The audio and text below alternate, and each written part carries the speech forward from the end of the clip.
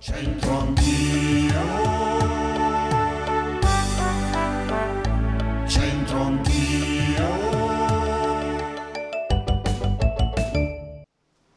Di nuovo c'entro anch'io e di nuovo sotto i portici di Via 10 Giornate. Prima di raccontarvi, divertirsi col nostro proverbio, guardate questa lastra di sarcofago conservata nel Museo di Santa Giulia. Questa lastra fu recuperata nel 1945 in via Crispi dopo una ricognizione per la ricostruzione della chiesa di Sant'Angela Merici distrutta dai bombardamenti. La lastra fu tagliata e reimpiegata come pagliotto nell'altare maggiore della chiesa. Il sarcofago doveva contenere originariamente le spoglie dei santi Faustino e Giovita martirizzati nel II secolo ed essere decorata da scene del Vecchio e del Nuovo Testamento disposte su 2 registri. In quello superiore è stato riconosciuto l'episodio del passaggio del Mar Rosso, in quello inferiore il sacrificio di Isacco e la risurrezione di Lazzaro. Il sarcofago fu forse prodotto da una bottega milanese.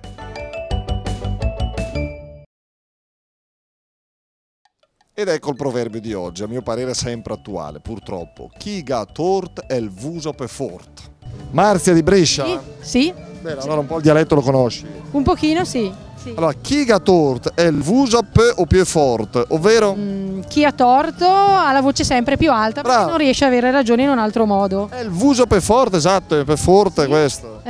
Cioè chi ha torto, chi non riesce ad aver ragione. Aver ragione con le parole alza la voce. Succede? Tu conosci persone che fanno così? Molto, anch'io a volte. Con chi? Con i miei figli. Tu hai sempre ragione con i figli. Sì, infatti quindi no. loro non serve che alzi la voce, infatti. Hai sempre ragione, figli, è inutile, la mamma ha sempre ragione. Esatto, sì. Il marito? Anche. Ovviamente. Non c'è bisogno di alzare la voce. Anche lì hai sempre ragione tu. Sì, sì. Cavoli. Ecco, allora senti, come ve la cavate col dialetto? Cioè, sì, qualcosina, ma non sono bresciana io. Di dove sei? Sono italiana, sono nata a Roma, però i miei genitori sono rumeni. Vabbè. Chi ga tort è il vuso pe forte. Cioè? Chi ha torto è quello più forte, no? È il vuso pe forte, cioè? Rompe di più, dici? Rompe di più, boh. Anche tu dici che rompe di più? Sì. C'è qualcuno che rompe più di altri? Ciao. Non facciamo nomi, magari qualcuno. Va bene, non è proprio rompere però, Giusto. Urlare. Urlare. È il vusol, urla Chi di ha torto urla di più allora, no? Chi ga tort è il vuso più forte. Che significa? Significa che è un segno di prepotenza, perché chi grida forte vuole avere ragione. O sbaglio? No, purtroppo è così anche attualmente, no? Sono tante le persone che tentano di imporre.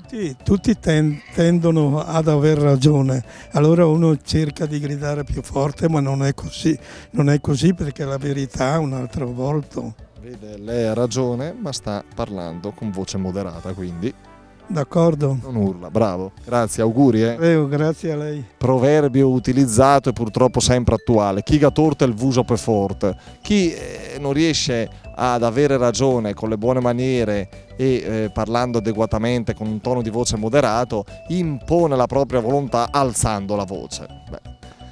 Purtroppo succede spesso. Grazie a tutti voi, vi diamo appuntamento al nostro prossimo Centro Anch'io e ora ci sono i ragazzi. Grazie.